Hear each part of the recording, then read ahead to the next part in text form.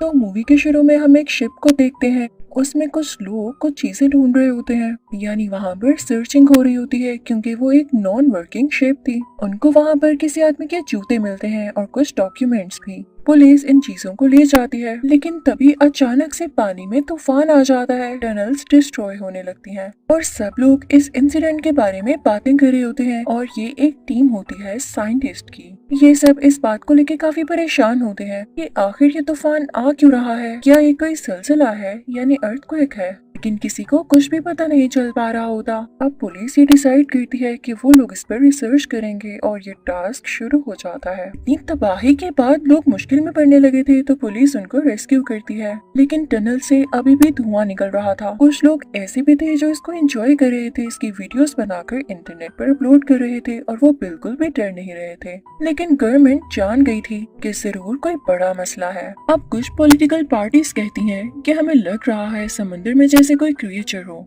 इन्हें ये भी पता चलता है कि समंदर का टेम्परेचर 100 डिग्री सेंटीग्रेड से भी ज्यादा है। वहाँ एक और आदमी कहता है कि कैसे पॉसिबल है कि कोई भी क्रिएचर इतने ज्यादा टेम्परेचर में सरवाइव करे। तो बाकी सब कहते हैं कि क्या पता ये टेम्परेचर उसी क्रिएचर की वजह से इतना ज्यादा हुआ हो। अब यहाँ पर पॉलिटिशियंस की और साइंटिस्ट की मीटिंग होती है। तभी टेलीविजन पर एक न्यूज दिखाई जाती है जहाँ पर वो बहुत बड़ी ह्यूज टेल को विटनेस करते हैं, यानी उन्हें पानी में से एक बहुत ही बड़ी टेल निकलती हुई दिखाई देती है जैसे वाकई किसी क्रिएचर की हो। ये सब बहुत हैरान हो जाते हैं। सब कहते हैं कि हो सकता है ये कोई नई स्पीशी हो। अब ये लोग कहते हैं कि हम डिसाइड करेंगे वोटिंग के थ्रू कि इसे मारना है या कैद रखना है, और जो उनका फाइनल डिसीजन होता है वो इसे मारने पर होता है। अब वो क्रिएचर कहीं ट्रेवल करना चाहती थी तो वो पानी में से होती हुई काफी शिप्स और बोट्स को डिस्ट्रॉय करते हुए ब्रिज तक पहुंचती है और ब्रिज को भी तोड़ते हुए आगे बढ़ती है। इसमें काफी ज्यादा लोग भी मारे जाते हैं। अब साइंटिस्ट प्राइम मिनिस्टर को बताते हैं कि ये क्रिएचर बहुत ज्यादा तबाही करने वाली है, तो इसको जल्द से जल्द मारा जाए। उधर एक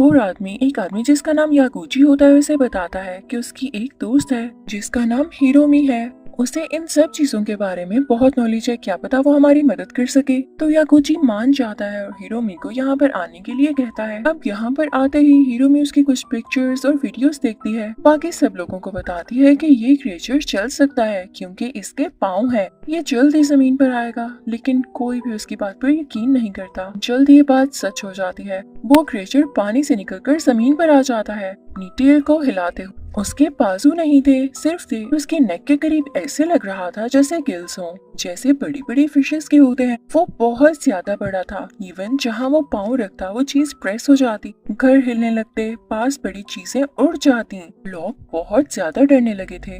वो क्रिएचर सब चीजों को अपने सर से मार रहा था जिसकी वजह से कार्स, बिल्डिंग सब कुछ डिस्ट्रॉय होने लगता है। रोड्स भी टूटती जा रही थी और वो अपनी टेल को ही यूज करते हुए लोगों के घरों को भी तोड़ रहा था। उसकी speed 13 kilometre per hour record की जाती है। अब जल्दी यहाँ पुलिस आ जाती है और वहाँ के लोगों को बचाने लगती है। अब गवर्नमेंट ये डिसाइड करती है कि जल्द से जल्द इसको मारा जाए, तो वो फौरन से ढेर सारे आर्मी के हेलीकॉप्टर्स वहाँ पर भेजती है। वो हेलीकॉप्टर्स उस गॉडजिला पर मिसाइल फेंकने ही वाले होते हैं, लेकिन ये देख के रुक जाते हैं कि उसके आसपास कुछ लोग हैं, तो उनको वापस जाना पड़ता है। अब इस गॉडजिला का नाम था शिन गॉडजिला और ये एक जापानीज गॉडजिला था जो कि बाकी गॉडजिला से अलग था और इसका डिस्ट्रक्शन लेवल भी ज्यादा था। यागुची एक टीम बनाता है, इसमें बहुत ही ज्यादा जीनियस और हार्ड वर्किंग लोग थे। तभी उनमें से एक जीनियस लड़का बोलता है कुछ लोगों ने इस गॉडजिला की बॉडी से फ्लूइड निकाला है, उस पर काफी ज्यादा एक्सपेरिमेंट्स हो रहे हैं। इवन उसके सैंपल्स अमेरिका में भेज दिए गए हैं। तो उनमें से एक और आदमी बोलता है पर ये खाता क्या होगा, इसमें इतनी एनर्जी आती कहाँ से है। हिरोमी सोच में पड़ जाती है और सोचती है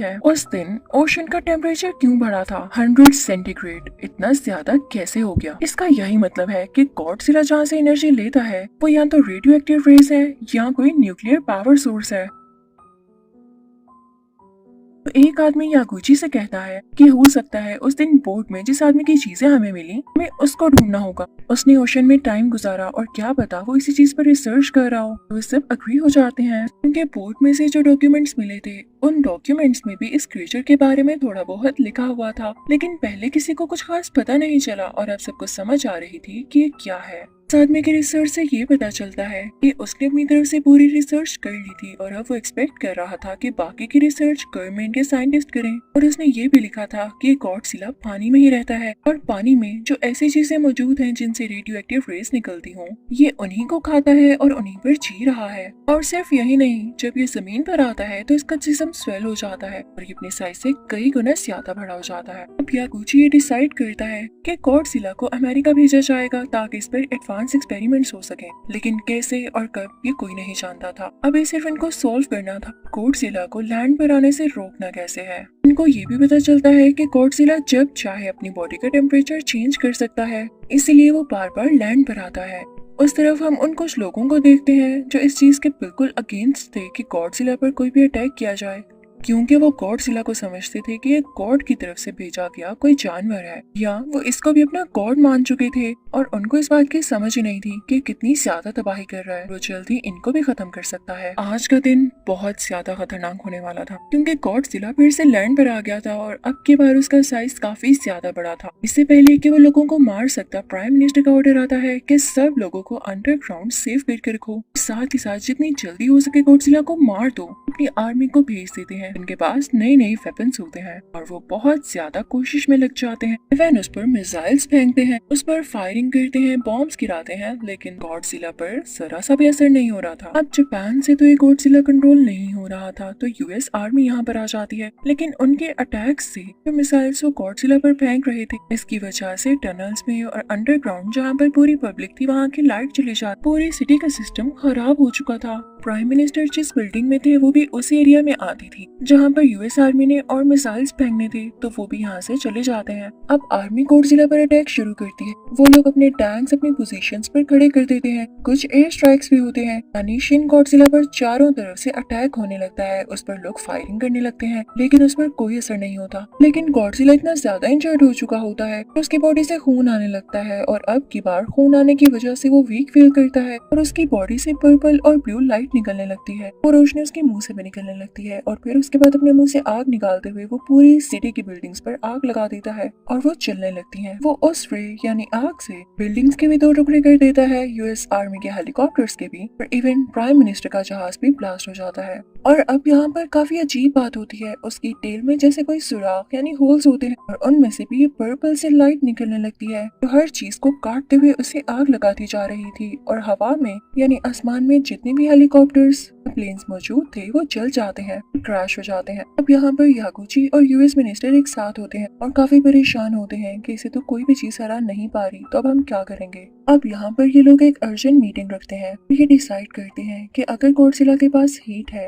रेडियो एक्टिव या न्यूक्लियर एनर्जी है, तभी वो इसको यूज करके पूरी दुनिया को तबाह कर पा रहा है, तो क्यों ना इसकी बॉडी को इस हद तक ठंडा कर दिया जाए ये इन एबिलिटीज को यूज ही न कर सके। और इस फैसले को सब लोग बहुत अप्रिशिएट करते हैं, लेकिन इसके लिए ये लोग परेशान हो जाते हैं कि जितना बड़ा ये शिन गॉडजिला है उसके लिए उतनी ही ज्यादा क्वांटिटी में गैस चाहिए होगी जिसकी सप्लाई अभी इस वक्त पॉसिबल नहीं है। तो ये लोग डिसाइड करते हैं कि उस पर बहुत बड़ा ब्लास्ट किया जाए, लेकिन उसके साइड इफेक्ट्स भी बहुत ज्यादा होने थे। गॉडजिला को मारने के चक्कर में इनकी पूरी सिटी डिस्ट्रॉय हो जानी थी, कई सालों तक उसका असर रहना था, लेकिन इन्हें इस बात की परमिशन नहीं मिलती और इनसे कहा जाता है कि जो आप लोगों ने पहला फैसला लिया था उसी पर काम करें, यानी गॉडजिला को जमा देने वाला।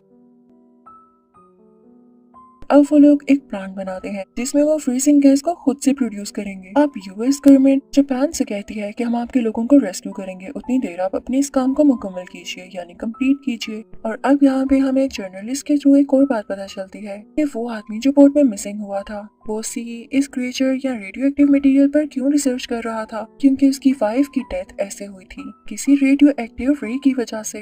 भी वो इस पर रिसर्च कर रहे थे, लेकिन जब वो इसमें सक्सेसफुल नहीं हो रही थी तो उन्होंने गवर्नमेंट से बात की, लेकिन गवर्नमेंट ने उन्हें पागल कह के यहाँ से निकाल दिया। उनका इतना ज्यादा दिल टूटा कि वो पता नहीं कहाँ चले गए और उनके डॉक्यूमेंट्स अभी भी उसी शिप में हैं जो आप लोगों को मिले। अब कुछ दिन गुजर जाते हैं और रिसर्च के बाद इनको पता चलता है कि गॉडजिला चाहे तो अपनी जनरेशन बढ़ा सकता है। अब सबको इस बात का डर लग जाता है है कि इन लोगों से एक गॉडजिला संभाला नहीं जा रहा तो बाकी इन गॉडजिलास को कैसे संभाला जाए। तो वो अपने प्लान पर तेजी से काम शुरू कर देते हैं। अब यूएस गवर्नमेंट इस बात से काफी ज्यादा घबराई हुई थी, तो वो जापान से कहती है कि तुम लोग अपने प्लान पे काम बहुत आहिस्ता आहिस्ता कर रहे हो, हमारे पास इतना वक्त नहीं है। अगर तुम लोग 2 दिन के अंदर अंदर इसको पूरा ना कर सके तो हम उसको मिसाइल से उड़ा देंगे, और फिर इससे हमें कोई फर्क नहीं पड़ता कि जापान में कुछ नुकसान होता है या नहीं, हमें बस गॉडजिला को डिस्ट्रॉय करना है ताकि वो हमारे तक ना पहुंचे। लेकिन अब जापान की पब्लिक काफी ज्यादा परेशान होती है या कुछ भी, क्योंकि प्लान को मुकम्मल होने में 3 दिन चाहिए थे। यहाँ पे जब बाकी कंट्रीज को पता चलता है तो वो जापान के फेवर में उनकी हेल्प करते हैं ताकि ये काम जल्द से जल्द खत्म हो सके।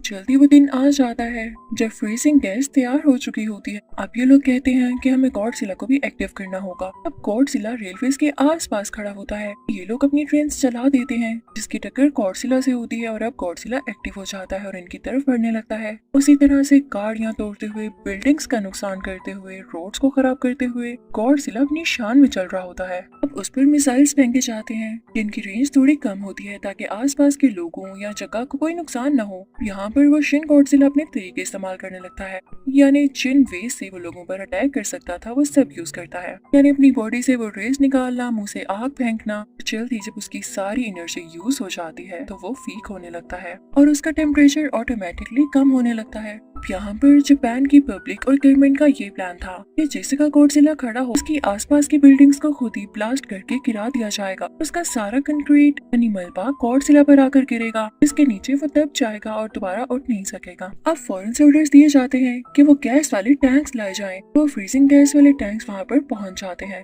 उस कंक्रीट में से गॉडजिला का मुंह बाहर की तरफ निकला होता है और थोड़ा खुला होता है क्योंकि वो अब काफी वीक हो चुका था। उसके मुंह के आसपास टैंकर्स लाकर पाइप के थ्रू गैस अंदर डाली जाती है, लेकिन इससे उसे कोई फर्क नहीं पड़ता और वो कंक्रीट को हटाते हुए दोबारा से उठ खड़ा होता है क्योंकि शायद मुंह में गैस डालने से कोई फर्क नहीं पड़ने वाला था। वो दोबारा से अपनी टेल का यूज करते हुए बिल्डिंग्स को गिराने लगता है और अपनी रेज निकालने लगता है। अब ये सब लोग परेशान हो जाते हैं कि इसको दोबारा से कैसे गिराया जाए। तभी वहाँ पर मौजूद सब ट्रेन को स्टार्ट करके तेजी से गॉडजिला की तरफ भेज दिया जाता है। जैसे ही वो गॉडजिला से टकराती है तो गॉडजिला दोबारा से नीचे गिर जाता है और बिना टाइम वेस्ट किए हुए वो सब लोग इस पर वो फ्रीजिंग गैस दोबारा से छोड़ने लगते हैं। उन सब लोगों ने अपने मुंह पर मास्क पहना हो कि कहीं ये गैस इनको अफेक्ट न कर दे। अब ये लोग सारे पाइप्स की डायरेक्शन उसके मुंह और बॉडी की तरफ कर देते हैं और वो फ्रीजिंग गैस एक ही टाइम में उसके मुंह की तरफ छोड़ देते हैं। गॉडजिला दोबारा से उठ खड़ा होता है, लेकिन अब इसका टाइम ओवर हो चुका था क्योंकि इसकी बॉडी का टेम्परेचर इतना ज्यादा गिर चुका था कि ये वहाँ ही खड़े खड़े फ्रीज हो जाता है और बहुत सख्त पत्थर की तरह बन जाता है। ऐसे लग रहा था कि गॉडजिला का कोई नकली स्टैचू हो। जब सब लोगों को ये पता चलता है तो वो एक गहरा सुकून का सांस लेते हैं और बहुत खुश हो जाते हैं। इनको पता चलता है कि गॉडजिला इसी तरह फ्रीज रहेगा और जब इसको कुछ खाने को नहीं मिलेगा या रेडियो एक्टिव एनर्जी नहीं मिलेगी तो ये खुद ही खत्म हो जाएगा। और अब जापानीज गवर्नमेंट उन जगहों को ठीक करने लगती है जो गॉडजिला ने डिस्ट्रॉय की थी। और इसी के साथ ये मूवी यहीं पर खत्म होती है।